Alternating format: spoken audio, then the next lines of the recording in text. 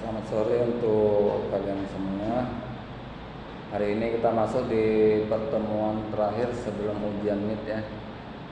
Ini pertemuan ke-7.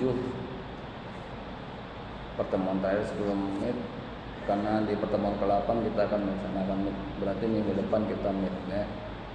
Hari ini kita akan membahas masalah hukum perkawinan adat. Ya. Kita dulu pengertian hukum perkawinan adat. Apa itu? Perkawinan adat adalah ikatan hidup bersama antara seorang pria dan wanita yang bersifat komunal dengan tujuan mendapatkan generasi penerus, agar supaya kehidupan persekutuan atau klannya tidak punah, yang didahului dengan rangkaian upacara adat. Ya, jadi ada dari pengertian ini ada beberapa inti yang bisa kita tarik, bahwa perkawinan adat itu adalah perkawinan antara laki-laki dan perempuan dari dalam adat yang sama. Ya. Tapi kalau dalam Batak, walaupun dalam adat yang sama tapi harus berbeda marga. Karena kalau dalam Batak, yang setahu saya ya, saya ada banyak kawan Batak. Kalau satu marga itu satu keluarga. Bahkan ada juga keluarga-keluarga yang dekat dari satu marga dengan marga yang lainnya. Ya. Jadi apa pentingnya perkawinan adat ini? Agar marga adat itu tidak punah, ya, agar marga adat kalian tidak punah. Misal, jika ada seorang perempuan Batak misalnya memiliki marga, ya, menikah dengan laki-laki Jawa, ya, menikah dengan laki-laki Jawa, berarti dari hasil pernikahan ada anak. Anak pastinya ikut suami yang tidak bermarga. Nama pun ikut suami. Tidak ada nama-nama Bataknya. Ya. Jadi udah nggak ada marga, nggak ada namanya lagi. Jadi itulah kalau dia perkawinan di luar adat, putus. Nggak ada lagi generasi penerus keluarga adat dari pihak perempuan.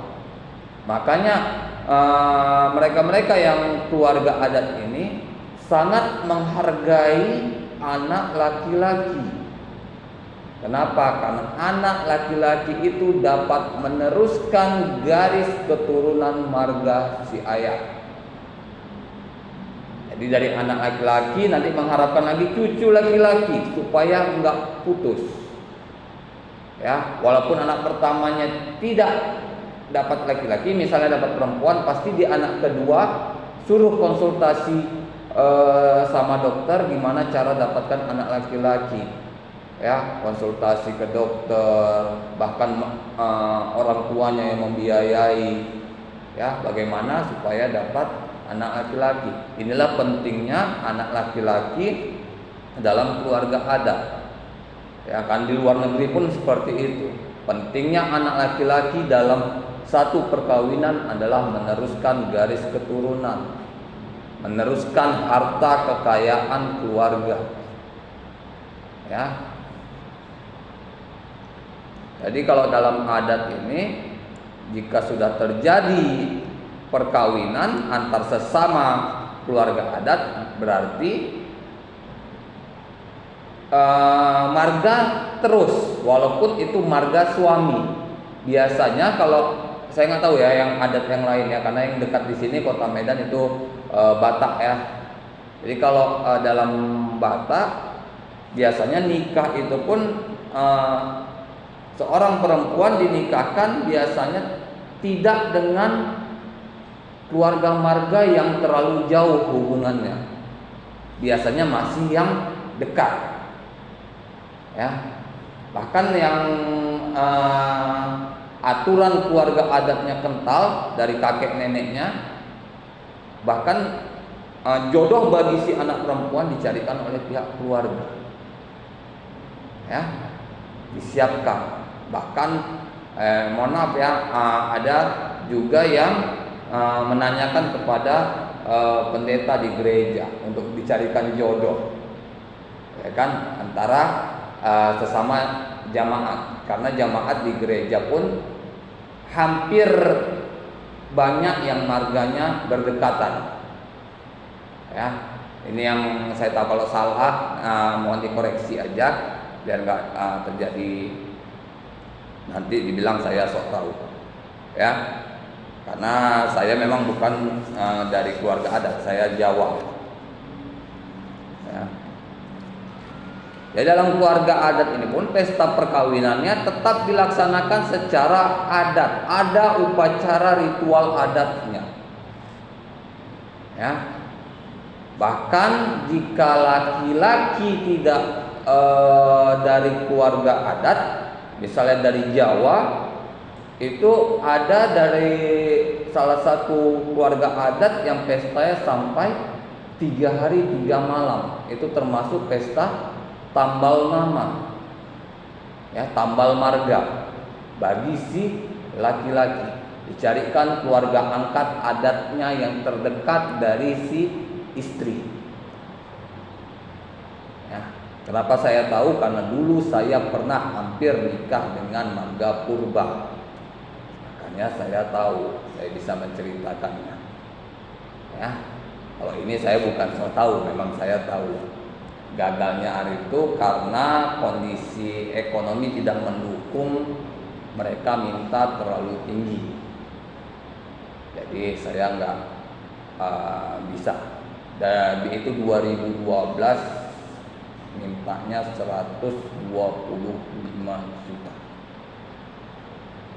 2012 dalam masa kondisi ekonomi yang sulit. Ya. 2012 itu awal-awal sulit.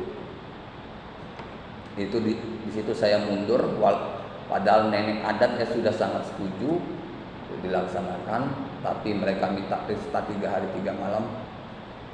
Saya bilang saya nggak perlu beli marga, kalau bisa pernikahan secara biasa aja. Kalian bikin cara adat silakan, tapi saya tidak usah dibeli marga adatnya. Mereka tidak mau, selesai. Ya, karena kalau saat itu mungkin bisa saya dapatkan 125 juta. Tapi setelah saya berpikir, kalau kita dapatkan 125 juta, kita bukan sekelas Raffi Ahmad, ya, bukan sekelas direktur atau manajer suatu perusahaan. Setelah menikah kita mau pakai uang apa? Ya kan? Jangan pula udah nikah keluar 125 juta misalnya, untuk biaya hidup ngutang. Kan lucu namanya. Ya, jadi terlilit hutang. Karena kalau pesta perkawinan pastinya uang hasil pesta perkawinan sama keluarga perempuan, ya kan? Full sama keluarga perempuan, bahkan sama ibunya, bukan sama si pengantinnya. Ya. Makanya kalian yang keluarga adat, sebisa mungkin kalaupun memang harus upacara adat, harus pesta adat, usahakan yang tidak terlalu memberatkan. Karena yang mau berkeluarga kalian, bukan keluarga kalian. Tapi dengan catatan tetap ikuti aturan keluarga adat kalian. Saya tidak menyuruh kalian melawan aturan keluarga adat kalian, terserah kalian ikuti, tapi karena dengan acara pergelaran adat dengan biaya yang maksimal pasti ada biaya yang minimal. Ya. Jadi kalau ada yang mudah, ngapain dipersulit?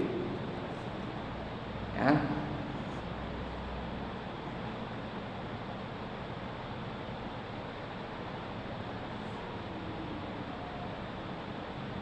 Kongenep menamakan semua upacara perkawinan adat sebagai rites de passage atau upacara peralihan yang melambangkan peralihan status dari masing-masing mempelai yang tadinya hidup sendiri-sendiri berpisah setelah melalui upacara yang disyaratkan menjadi hidup satu sebagai suami istri yang merupakan somah sendiri, suatu keluarga baru yang berdiri serta mereka bina sendiri. Kan? Jadi intinya di sini setelah pernikahan pun kalian yang menjalankan hidup, kalian yang membentuk keluarga baru, gak ada campur tangan orang tua kalian. Ya, orang tua kalian hanya memperhatikan, menasehati dan membantu jika memang mereka mau dan jika memang anaknya membutuhkan bantuan. Ya. Kalau kalian sudah menikah, jangan, saya hanya kasih saran, kalau bisa jangan biarkan orang tua ikut campur dalam rumah tangga. Orang tua siapapun, orang tua suami, orang tua istri, karena nanti kalaupun berantem pasti orang tua membela anaknya. Ya. Jadi saran juga, kalaupun nanti kalian menikah terjadi masalah, berantem sama suami, jangan ngadu sama orang tua kalian. Ya. Kalian berantem sama suami, adukan sama orang tua suami. Begitu juga suami kalau bergaduh sama istrinya nggak bisa dibilangi bengal, bebal, kepala batu misalnya, udah balik adukan ke orang tuanya, biar orang tua yang nasihati. Pasti anak akan luluh. Ya, kalau kalian ngadu sama orang tua masing-masing, yang ada perang orang tua, jadi makin runyam masalah. Ya, perhatikan nanti kalian yang membentuk keluarga, kita bicara hukum perkawinan adat ya seperti itu. Upacara peralihan terdiri dari 3 tingkatan. Yang pertama, rite de separation, yaitu upacara perpisahan dari status semula. Ya. Jadi di sini nanti ada upacara perpisahan antara anak dengan orang tuanya. Baik itu si suami dengan orang tuanya, si istri dengan orang tuanya, dengan keluarganya. Keluarga istri, suami dengan keluarga suami. Biasanya kalau dalam ada di beberapa adat, saya nggak bisa pastikan ya, saya bilang aja pada umumnya. Ada di beberapa adat pada umumnya ada upacara perpisahan. Di situ juga ada sebagai doa dari orang tua agar anaknya bisa hidup mandiri dan bahagia. Ya. Yang kedua ada rites de marga, yaitu upacara ke status yang baru. Ya. Jadi kalau ada perkawinan adat, ada masuk ke status adat baru. Misalnya kalian di Medan ini ya, misalnya perempuan bermarga Batak marga A nikah dengan laki-laki marga B, maka setelah menikah maka si istri ini masuk ke marga suami marga B, walaupun dia tidak tukar marga, tapi dia harus ikuti apa kebiasaan marga suami, karena dia sudah menikah sama si suaminya, dia juga harus tahu apa kebiasaan marganya. Yang ketiga, rites de aggregation, yaitu upacara penerimaan dalam status yang baru. Nah, ini biasanya ada juga dalam keluarga adat itu dalam upacara penyambutan menantu. Ya, menantu di rumah orang tua. Karena biasanya setelah nikah, setelah selesai pernikahan, bukan kalian langsung ke rumah baru. Biasanya kemungkinan tinggal di rumah suami, rumah istri dulu, biasanya seminggu. Habis itu pindah ke rumah orang tua suami seminggu, baru ke rumah sendiri. Ya, biasanya itu untuk menghargai orang tua. Ya, jangan karena orang tua harus melepas si anak gadisnya, yang satu juga orang tua harus melepas si anak lajangnya. Ya, jadi jangan kalau memang udah disepakati dengan orang tua, selesai akad langsung keluar, itu tidak jadi masalah. Tapi kalau tidak ada disepakati, jangan kalian tiba-tiba tanpa bilang langsung keluar. Walaupun itu kebiasaan pada umumnya. Ya, kadang orang tua tidak bisa menerimanya, tapi juga tidak bisa mengatakannya kepada anak. Yang ada nanti kalian menyakiti hati orang tua. Ya, membuat orang tua menangis tanpa sepengetahuan kalian. Ya, biasakan dulu. Tinggal di rumah istri seminggu. Ya, hari kedua tinggal, hari ketiga bilang, Pak, Ma, Bapak, Ibu, kami kemungkinan di sini seminggu. Minggu depan kemungkinan kami pindah ke rumah suami, rumah orang tua suami. Setelah itu kami baru pindah ke rumah sendiri. Itu harus dibilang. Ya, jangan tiba-tiba. Karena kita juga harus menghargai perasaan orang tua.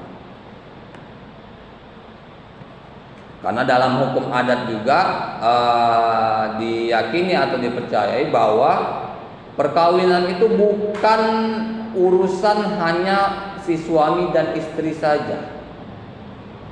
Ya, tapi menjadi urusan kedua belah pihak keluarga besar dari suami maupun istri. Ya, gimana orang tua kehilangan anak gadisnya, gimana orang tua kehilangan anak lajangnya, harus dibiasakan secara perlahan. Gimana nenek kehilangan cucunya,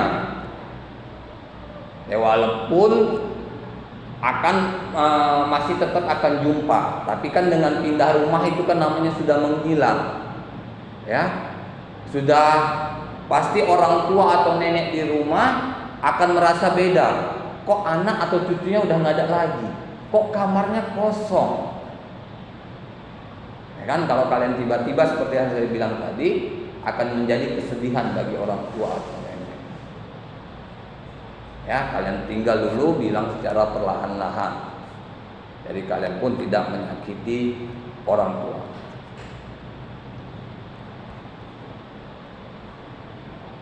Asas-asas dalam hukum perkawinan. Ya, yang pertama asas keadatan atau kekerabatan.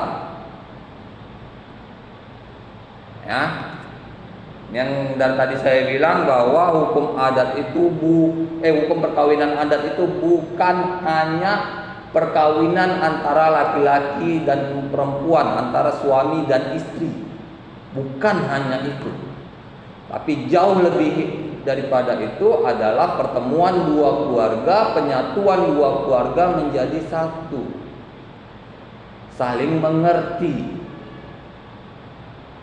Ya, dimana keluarga kalian yang egonya tinggi misalnya dengan keluarga suami yang kebetulan pula egonya tinggi, gimana kalian mencari jalan tengah agar bisa sama-sama menerima, bisa sama-sama membimbing anak-anaknya. Ya, tetap kunjungi orang tua dalam hukum kekerabatan ini. Ya, tetap kalian kalau rumahnya dekat, ya minimal seminggu sekali datang. Ya. Tapi kalau rumahnya jauh, rumah orang tuanya jauh, mesti keluar kota misalnya, Masih dalam provinsi sebulan sekali. Ya. Tapi kalau yang udah luar provinsi yang terlampau jauh, ya minimal setahun sekali saat hari raya. Jangan pula kalian hari raya nggak pulang ke rumah orang tua kalian, udah ikut suami nggak pulang ke rumah orang tua kalian. Tak kalian pula nikah sama orang yang dari luar provinsi yang termasuk jauh, nggak pulang.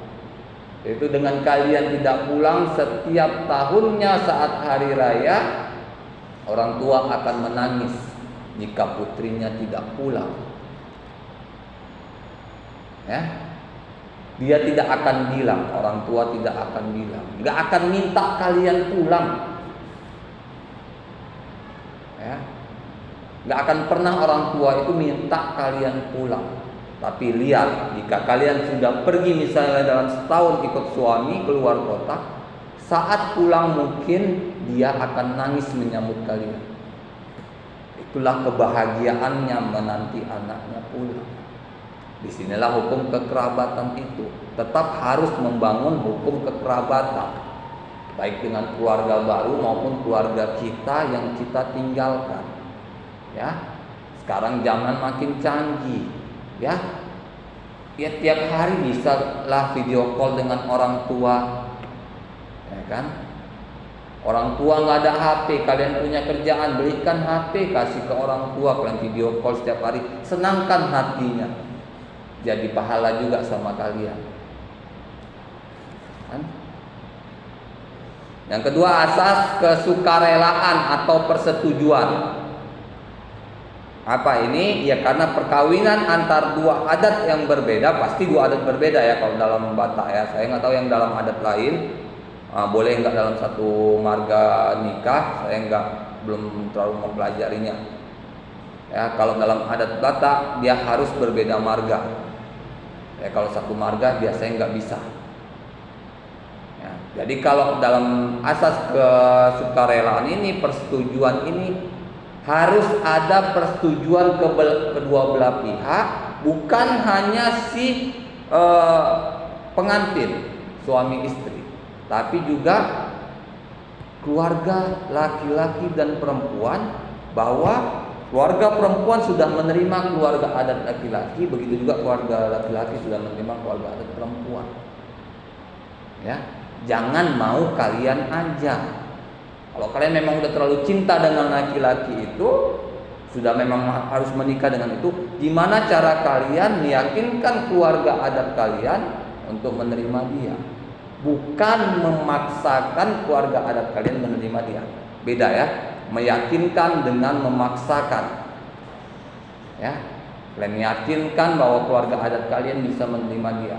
Kalian bilanglah entah apa yang bisa kalian sampaikan dari kebiasaan suami, keluarga adat suami. Ya.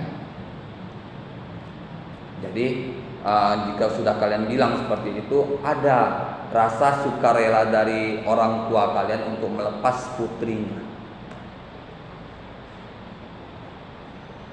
Yang ketiga, ada asas partisipasi kerabat dan masyarakat adat. Ya, di sini dalam hal perkawinan. Jadi dalam hal perkawinan adat yang terlibat bukan hanya kalian, bukan hanya keluarga kalian, tapi dalam satu kampung adat itu satu yang pesta, semuanya ikut sak ketua adatnya. Ya. Ya, lihat. Kalau kita lihat ingin budaya lain, lihat upacara ngaben di Bali, ada di YouTube. Ya. Yang meninggal satu keluarga ada, tapi yang ikut mengantarkan jenazah untuk dibakarkan, untuk diperabukan satu kampung. Itulah namanya keluarga adat. Susah senang sama-sama. Ya, walaupun ada yang Islam di sana meninggal harus dikebumikan, yang Hindu pun tetap ikut. Ya, saya pernah lihat sampai dimakamkan, ada itu videonya, mereka ikut. Itulah namanya kebersamaan masyarakat adat. saling peduli, saling membantu. Itulah jiwa masyarakat adat. Jadi kalau nama kalian sudah ada marga di belakang nama kalian, yakinlah dimanapun kalian akan membuat acara, jika kalian memakai marga kalian, keluarga adat kalian pasti kalau dekat membantu. Ya. Karena termasuk keluarga, saudara. Yang keempat ada asas poligami. Asas poligami dalam masyarakat adat sudah menjadi tradisi. Tidak sedikit adat raja-raja, adat bangsawan baik yang beragama Hindu, Buddha, Kristen, Islam yang mempunyai istri lebih dari satu, bahkan puluhan. Ya. Jadi kita nggak bisa nolak asas poligami itu. Memang ada, dibenarkan dalam setiap agama. Tapi apa? Kuncinya adalah adil dan si istri bisa nerima. Kalau kalian nggak bisa nerima, kalian juga nggak bisa ngelarang suami mau nikah lagi. Lebih bagus kalian yang nyerah. Ya udah, kamu nikah lagi, pulangkan saya sama orang tua saya. Selesai. Nggak usah diributkan, nggak usah digaduhkan, ya. Kalau suami misalnya pengen kali nikah lagi dengan calon istrinya yang baru, kalau kalian memang nggak bisa terima diduakan, bilang, ya udah silahkan mas atau abang nikah, tapi sebelum abang menikah pulangkan saya sama orang tua saya. Nggak perlu ada kalian ribut-ributkan. Nggak boleh ini itu nggak boleh. Capek diri kalian, naik urat leher kalian. Ya kan? Kalian orang pendidikan harus lebih cerdas dalam. Dengan begitu mungkin calon suaminya pun terkejut. Ya, kok kayak gini apa ya? Ya bisa-bisa jadi batal dia untuk poligami. Ya. Karena kalau makin kalian lawan, dia makin melawan. Tapi kalau kalian nyerah, dia pasti bingung. Kok istri saya nggak ngelawan? Ya kan? Istrinya nggak ngelawan, dia bingung itu. Ya, kok saya bilang mau poligami, istri kok nggak marah? Kok cuma minta pisah aja? Ya, harusnya kan marah. Harusnya kan berantem. Tapi kalau kita seperti itu mungkin bisa jadi kalau memang dia udah pengen kali nikah, ya memang harus berpisah. Tapi kalau dia masih ada hati kecilnya, rasa cinta terhadap kalian, pasti dia akan batal untuk nikah lagi. Ya. Tapi kalau kalian turuti ego kalian, ego dia beradu, selesai, berakhir di pengadilan. Ya. Yang kelima ada asas selektivitas. Ya. Jadi dalam masyarakat adat ini perkawinan seorang perempuan masyarakat adat, calon suaminya harus dipilih secara selektif. Bahkan bukan hanya orang tua kalian yang memilih, ya. Ketua adat atau pengurus paguyuban adatnya biasanya ikut. Bahkan orang tua kalian kadang minta tolong sama ketua adat, carikan calon suami untuk anakku yang terbaik. Ya, itu nggak sedikit kalau orang tua adat itu. Ya, karena orang tua adat itu biasanya percaya kepada gereja maupun percaya kepada ketua adat. Ya.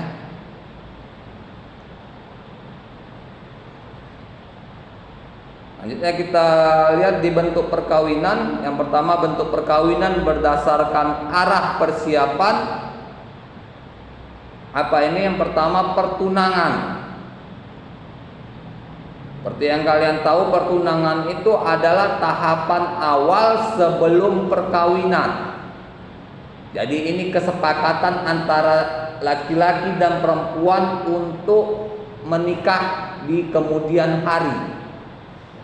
Jadi diikat janji. Ya, biasanya diberikan cincin atau apa segala macam. Ya, jika kalian sudah melakukan ikatan janji ini, tolong hargai. Jangan pula nanti dapat laki-laki yang lebih baik, kalian jalan sama laki-laki itu sebelum memutuskan yang udah mengikat kalian. Ya, istilahnya kalian pilih-pilih mana yang lebih bagus. Kalau kalian pikir itu lebih bagus, pulangkan cincinnya, kalian jalan sama yang baru. Hargai. Itu sakral, dalam hukum adat juga dibahas. Yang kedua, tanpa lamaran atau tanpa pertunangan. Ada juga perkawinan itu tanpa lamaran, tanpa pertunangan. Jadi dia langsung, laki-laki ini datang sama orang tua kalian, "Bapak, Ibu, saya mau menikahi anak gadis Bapak, Ibu pada bulan depan tanggal sekian." Gak ada pakai lamaran, langsung bilang bulan depan tanggal sekian nikah. Ya, gimana? Pasti orang tua kalian balikkan ke kalian. Ya, tanya sama anaknya, gimana, siap apa enggak? Ya. Yang kedua, bentuk perkawinan berdasarkan tata susunan kekerabatan. Ya, ini sudah saya bahas tata susunan kekerabatan yang pada pertemuan sebelumnya. Yang pertama itu dalam sifat susunan kekeluargaan matrilineal atau garis keturunan ibu. Jadi marga itu ikut keturunan ibunya. Ini ada dalam masyarakat Padang. Saya nggak tahu Minang atau apa itu. Ya, Minang kalau nggak salah saya, itu marga ibunya. Jadi kawin nikah pun perempuan yang ngasih mahar ke laki-laki. Ya, perempuan yang beli laki-laki. Makanya dalam masyarakat Padang ada ini perempuan yang cuma tamat SMA, lakinya dokter. Ya, ada. Kenapa? Mak bapaknya orang kaya raya. Dia suka kali sama dokter itu. Udah, datangi. Anak saya, putri saya mau menikah dengan anak bapak. Berapa perlu saya bayar? Ya, kalau di adat Minang itu perempuan datang, berapa anak yang ya. Jadi dalam persiapan pesta segala macam pun itu full dari si istri. Ya, nggak ada mengharapkan suami. Ya. Yang kedua, dalam sifat susunan kekeluargaan patrilineal. Ini yang secara umum pada masyarakat umum yang mengikut garis keturunan bapak. Ya, jadi di sini walaupun biaya perkawinan ada, itu pasti suami yang menjadi tanggung jawab utamanya. Walaupun calon istri ada membantu, tapi pasti suami menjadi yang utama. Ya.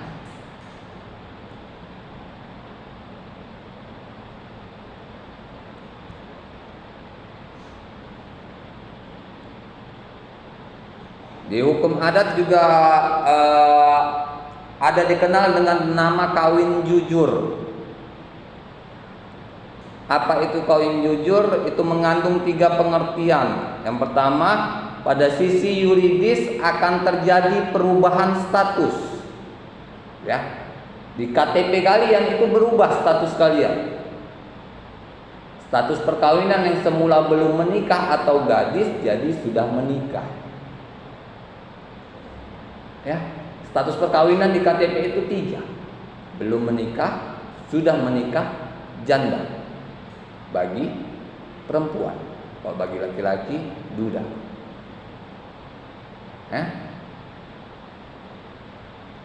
Pada sisi sosial atau politis, perkawinan tersebut akan mempererat hubungan antar kerabat, hubungan kekeluargaan dan menghilangkan permusuhan.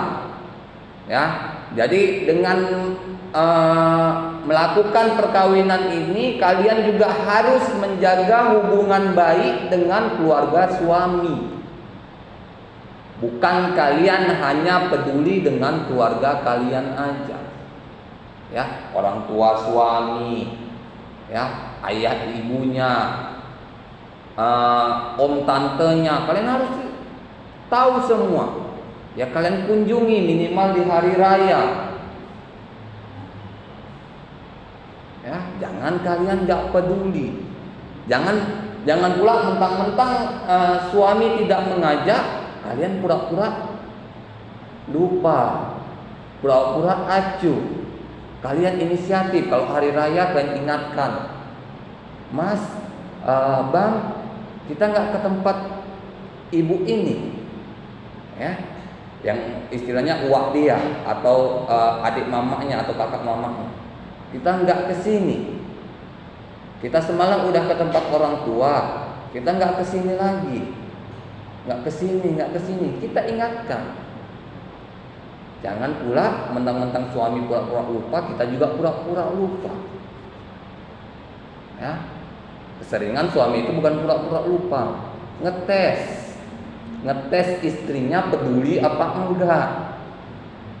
Ya, kalau udah nggak peduli, nanti udah seminggu setelah hari raya baru itu dibahasnya. Kenapa kita nggak ke tempat keluarga abang? Suami yang bilang kan, ya abang nggak mengingatkan. Ya, abang nggak mengingatkan, apa kamu nggak bisa mengingatkan? Apa ada yang nggak bisa mengingatkan? Nah, terjadi perselisihan. Jadi siapa yang bertingkah waras aja lah, kalau dibilang bahasa kasarnya itu aja lah.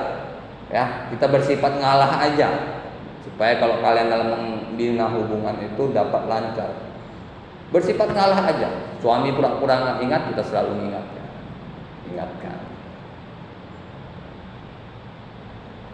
Ya, dari sisi ekonomis adanya pertukaran barang.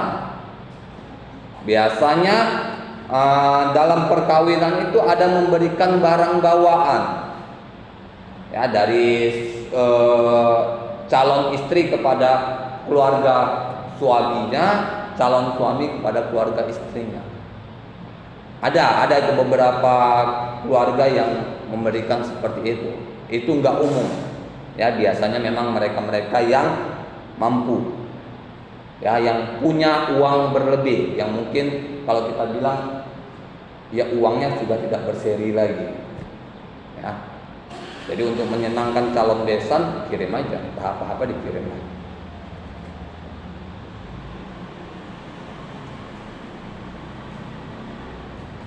Di sini juga di hukum adat juga ada perkawinan anak-anak.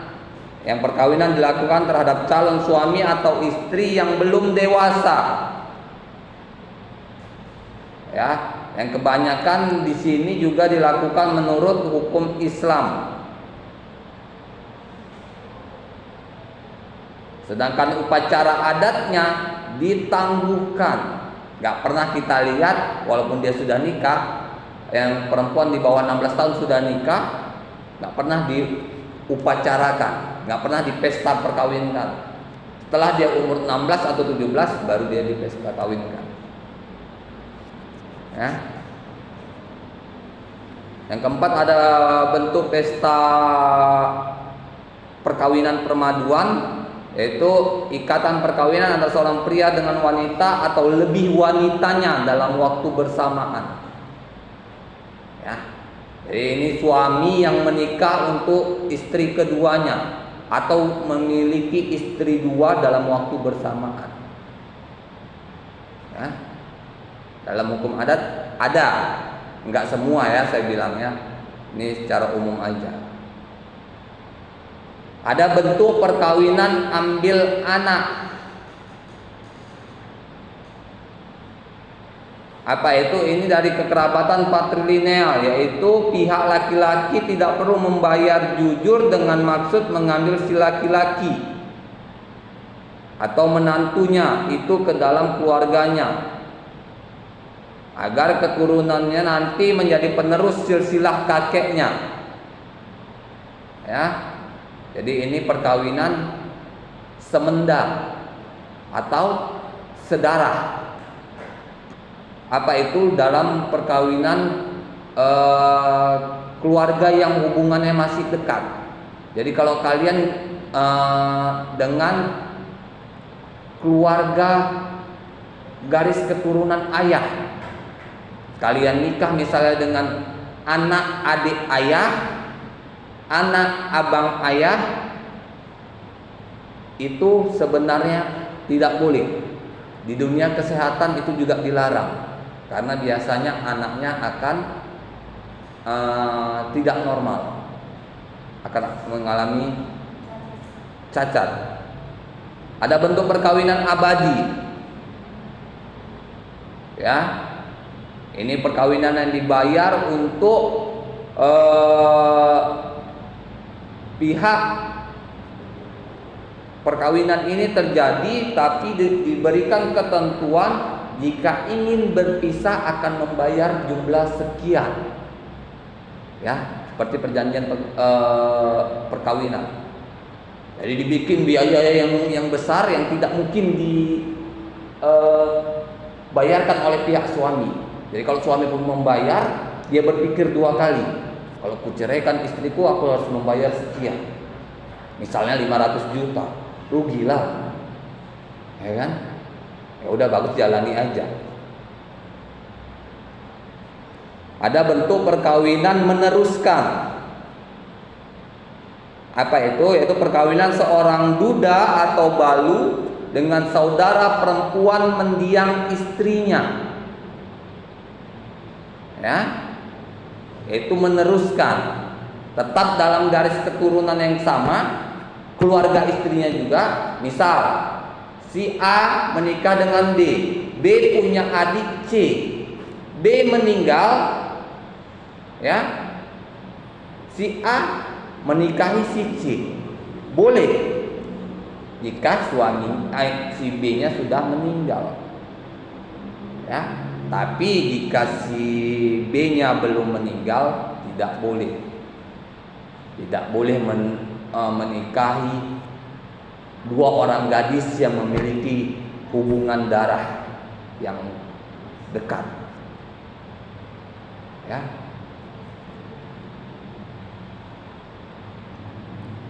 Yang terakhir ada bentuk perkawinan mengganti, yaitu perkawinan yang terjadi apabila seorang janda yang menetap di lingkungan kerabat suaminya kawin dengan laki-laki adik mendiang suaminya, ya. Jadi kalau tadi suami menikahi adik mendiang istrinya, itu namanya melanjutkan, ya kan? Kalau ini dia mengganti. Kalau yang istri suaminya meninggal, ambil lagi adiknya atau abang dari suaminya untuk menjadi suami berikutnya, namanya mengganti, ya. Karena bibitnya beda, ya kan? Walaupun satu garis keturunan, tapi kan beda. Bisa aja satu garis keturunan, misalnya golongan darahnya aja udah beda. Bisa satu B, satu O, ya. Nggak mesti satu keturunan golongan darahnya itu sama. Mungkin ada yang sama, mungkin juga ada yang beda, ya. Pasti ada yang beda. Nah, inilah pertemuan kita. Jadi terakhir sampai nanti di bentuk perkawinan yang 8 ini, ya. Dari awal kita ketemu minggu depan di mata kuliah hukum adat untuk ujian MIT-nya, ya. Ketemu lagi minggu yang akan datang.